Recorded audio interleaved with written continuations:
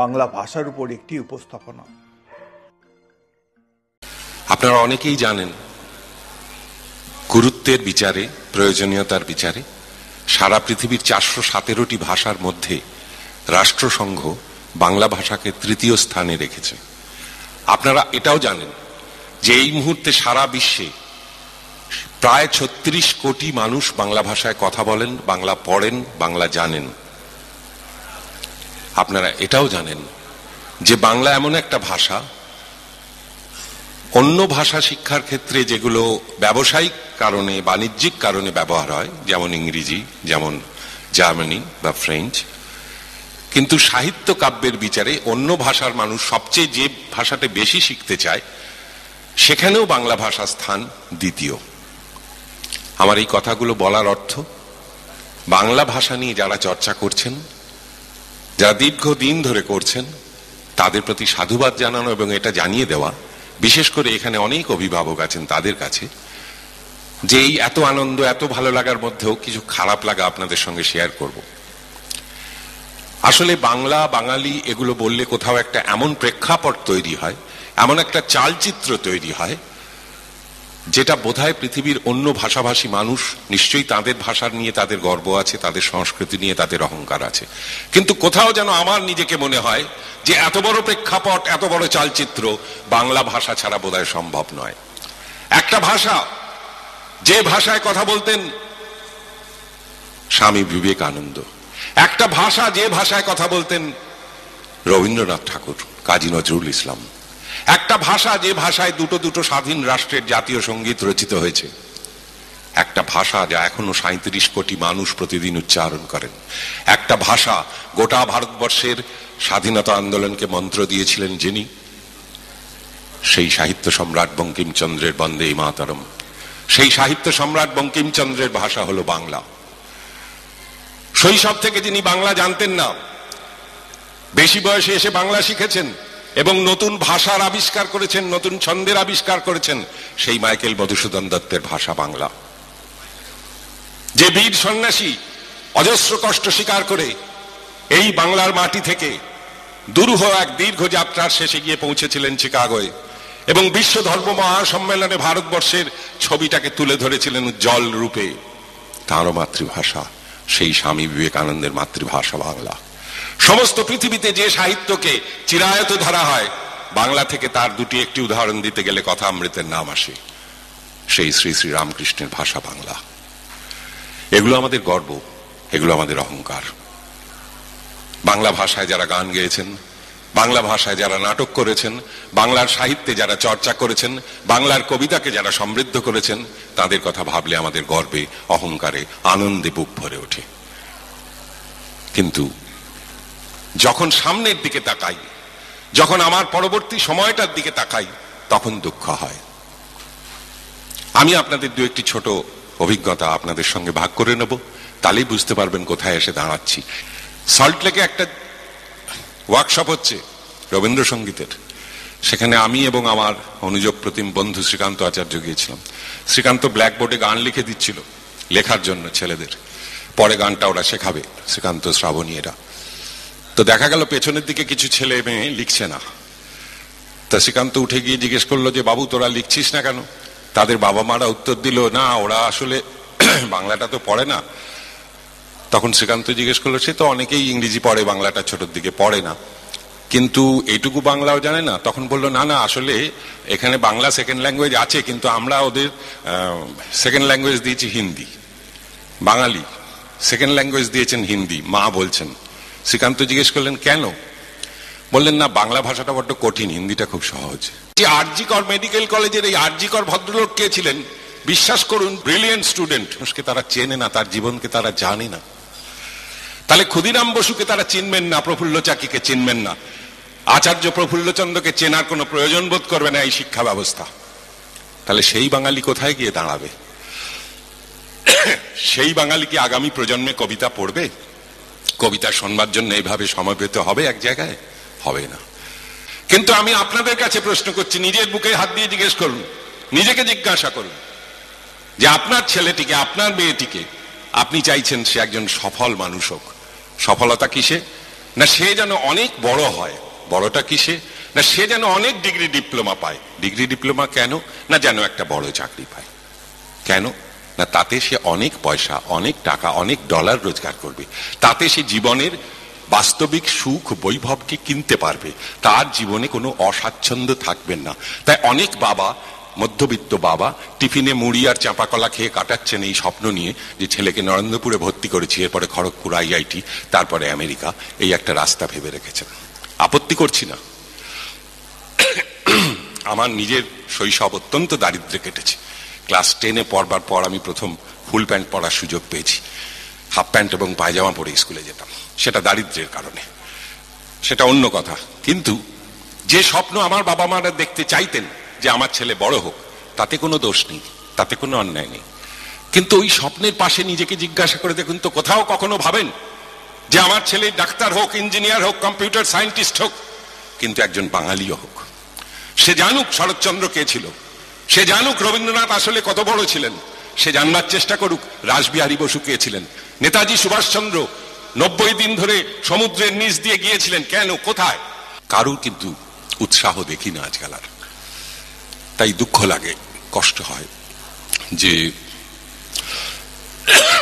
এই যে চর্চা সংস্কৃতি নিয়ে, শিক্ষা নিয়ে, মানুষের ভালো লাগা নিয়ে ধীরে ধীরে আমাদের অজান্তে সেটা ক্ষীণ হয়ে আসছে। যত বেশি হ্যারি পটার বিক্রি হচ্ছে, বাবা মায়েরা কিনছেন, তত বেশি বিভূতিভূষণ কি প্রেমেন্দ্র মিত্র কেনা হচ্ছে না। হ্যাঁ, ঘনাদা বা টেনিদাকে আমাদের ছেলে মেয়েরা চিনছে না। এইটাই দুঃখের। অনেক চরিত্র, অনেক মানুষ, তারা সফল, তাদের সম্পর্কে জানায় অপরাধ নেই। কিন্তু আমার নিজের পেছনে যে দাঁড়িয়ে রয়েছে বিশাল চালচিত্রটা, যেখানে ঝলমল করছে মণিমাণিক্য। একটা ছোট ঘটনা, এই খড়দার মাটিতে দাঁড়িয়ে হয়তো আগেও বলেছি, আজও আমি শেষ করব ওইভাবে, ওই কথাটি বলে, যে এখনো বাংলার বাইরে, ভারতবর্ষের বাইরে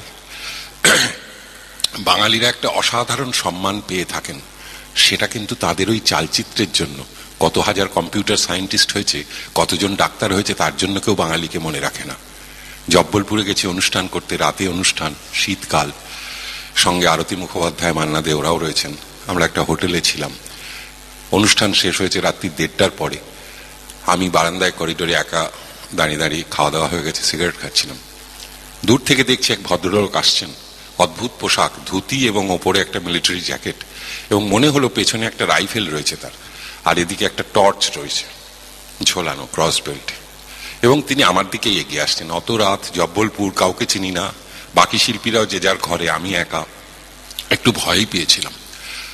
বিশ্বাস করুন, ভদ্রলোক আমার বাবার চেয়েও তার বেশি বয়স হবে। যখন কাছে এলো দেখলাম, উনি আমাকে খুব কম্পিত কণ্ঠে জিজ্ঞাসা করলেন, are you coming from Calcutta? আমি বললাম ইয়েস।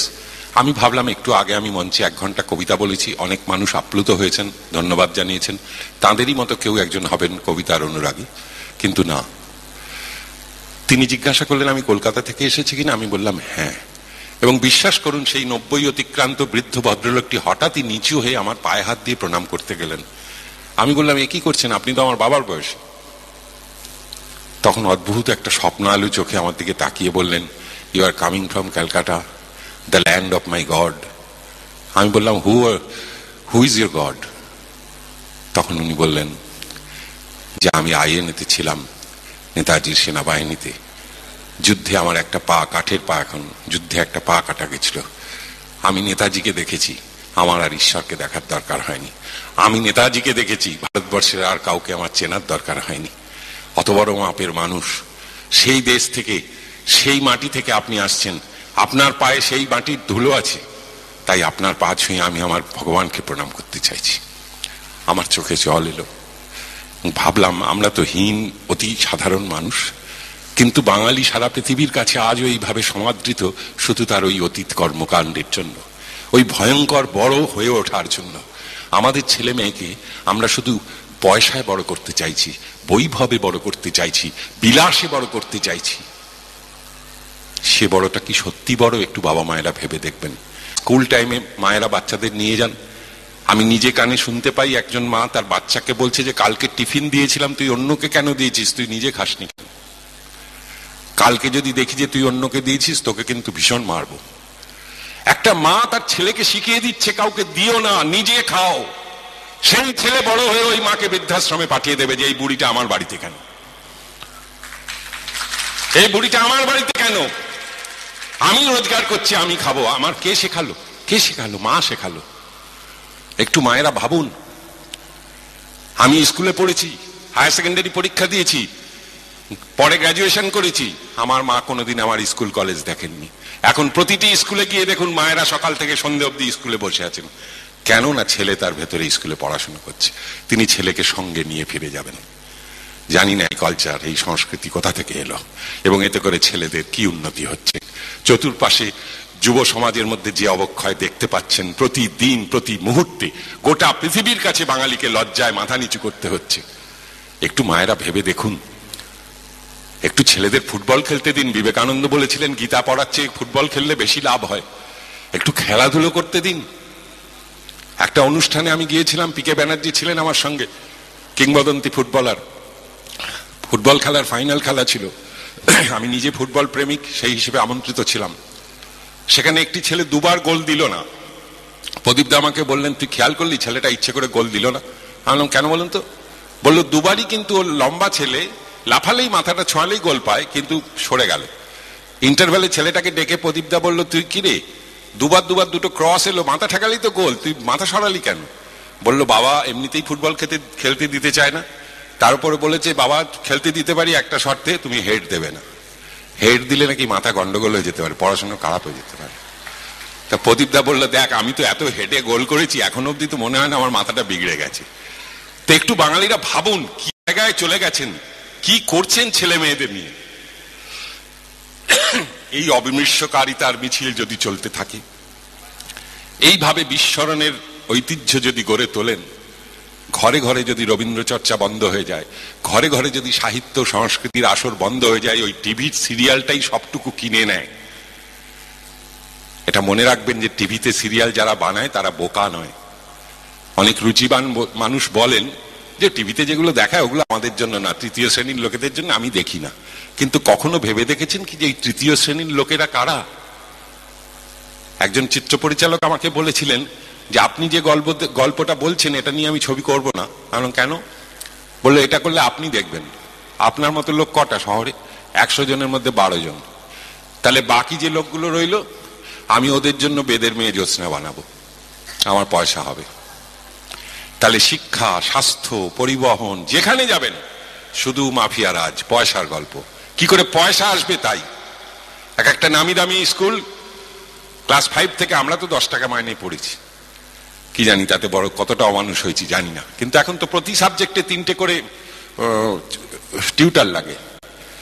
ডাক্তারের কাছে যান, সেখানেও তাই। আপনার ডান দিকের নাকে ব্যথা হলে বাঁ দিকের নাকে স্পেশালিস্ট ওটা দেখবেন না, উনি বলবেন বাঁ নাকের জন্য আলাদা স্পেশালিস্ট আছে। কত রকম ভাবে বাঙালিকে শোষণ করা যায়, কত রকম ভাবে গাধা বানানো যায়, তার একটা প্রতিযোগিতা গত কয়েকটা দশক ধরে চলে আসছে এবং আমরা তার শিকার হচ্ছি। সবচেয়ে ভাবতে অবাক লাগে, আমি আমার এক বন্ধুর ছেলে, সে সম্প্রতি ইঞ্জিনিয়ার হয়েছে এবং বিদেশে চাকরি পেয়েছে। তো বিদেশে যাবার সময় সে আমার কাছে এসেছিল যে তুমি আমাকে কিছু গান আমার এই কম্পিউটারে আমি লোড করে নিয়ে যাব, তুমি দাও। তা আমি বললাম তুই কিছু ভালো বাংলা গান নিয়ে যাও, ওখানে তো পাবি না। তার উত্তরে আমাকে বলল, হ্যাঁ বাংলা মানে ওই তুমি 2-1টা রবীন্দ্রসঙ্গীত দিতে পারো, আর তোর শোনো তুমি কিছু বরং আমাকে ইয়ে দাও, ফোক গান দাও, ওই বিহার উত্তরপ্রদেশ ওইসবের। আমি বললাম তুই বাউল ভাটিয়ালি? না ওগুলো ভাল লাগে না। এবং অবাক কাণ্ড, আমি বললাম হেমন্ত মুখার্জির কিছু গান নিয়ে যাও, ওখানে অনেক বাঙালি শুনতে চাইবে, তুই শোনাতে পারবি। বললো হেমন্ত মুখার্জি, সন্ধ্যা মুখার্জি, হ্যাঁ এইগুলো হয় না তুমি। আমি বললাম কোনটা গান? বলে ও একটা শোনালো আমাকে, সেটা গান মনে হলো না, মেশিন গান মনে হলো। কবিতা লিখতে গেলে একটা ভালো ঘটনা আমাকে আনন্দ দিল যে বিশাখার মেয়ে, সে এই প্রজন্মের, সেও বাংলা কবিতা লিখছে। এটা বিশাখা এবং তাদের এই পরিমণ্ডলে থাকার ফল, যে সে বাংলাকে ছাড়লো না, বাংলাকে ধরলো আরো। আর আমাদের ছেলে মেয়েরা, মায়েরা বলছে যে বাংলাটা বড্ড কঠিন বলে আমি বাঙালির ছেলে, আমার ছেলেকে বা মেয়েকে সেকেন্ড ল্যাঙ্গুয়েজ হিন্দি দিয়েছি, হিন্দিটা সহজ। এই প্রেক্ষাপটে দাঁড়িয়ে এতগুলো কথা বললাম। আজকের অনুষ্ঠান সার্থক হোক, আপনাদের উদ্যোগ এদের পেছনে থাকুক। আমি হয়তো একটু বেশি সময় নিলাম। আসলে এই আক্ষেপের কথাটা, এই দুঃখের কথাটা প্রতিদিন বলতে চাই, কারণ আমি যা লিখেছি সেটা খুব অকিঞ্চিতকর, না থাকলে বাংলা সাহিত্যের কিছু যাবে আসবে না। কিন্তু বাঙালি জয় গোস্বামীকে ভুলে যাবে, শক্তি চট্টোপাধ্যায়কে ভুলে যাবে, বাঙালি বঙ্কিম, শরৎ, রবীন্দ্রনাথ পড়বে না, এইরকম একটা স্থিতি, এইরকম একটা অবস্থান আসতে চলেছে আগামী প্রজন্মের কাছে। একটু মায়েরা ভাবুন, একটু বাবারা ভাবুন। নমস্কার।